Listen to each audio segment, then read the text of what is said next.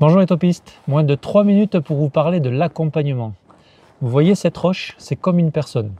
Elle est singulière, elle a son histoire, ses reliefs, ses failles. Elle est plus ou moins cabossée par les éléments et vous allez la prendre en compte parce que vous vous êtes formé à l'accompagnement.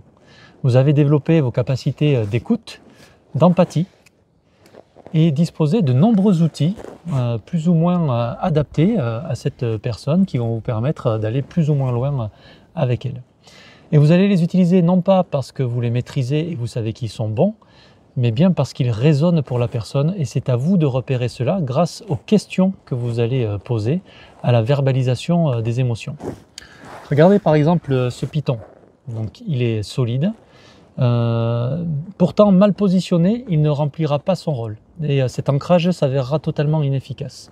Alors il faut observer, ressentir, tester les forces et les faiblesses de la personne et explorer quelques pistes en se faisant confiance. En discutant avec elle, je vais mieux connaître son territoire.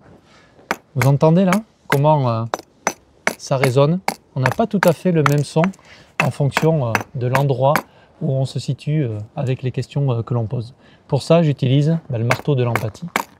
Et là, je pense avoir un outil qui peut nous aider. Donc ici, j'ai perçu qu'il y avait un endroit qui était plutôt propice et je vais commencer à venir utiliser mon outil, le positionner.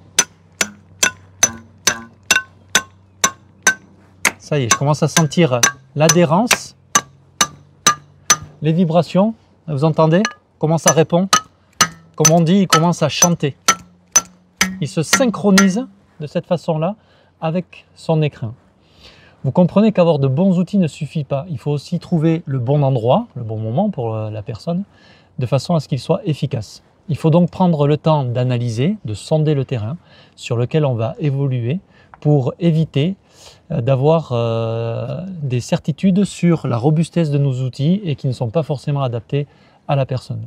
Une fois le terrain appréhendé, il est bien plus facile de poser le python de la confiance pour travailler efficacement, de donner à la personne le mousqueton de la continuité pour qu'elle puisse maintenant progresser en autonomie et d'installer la corde de la sécurité pour tous les moments de doute et ainsi pouvoir continuer à progresser sereinement. Donc formez-vous, récupérez les outils variés, solides et pensez toujours que c'est le terrain qui commande et révélera la qualité de votre accompagnement. Passez donc plus de temps dans la relation qu'en formation. Je vous dis à bientôt.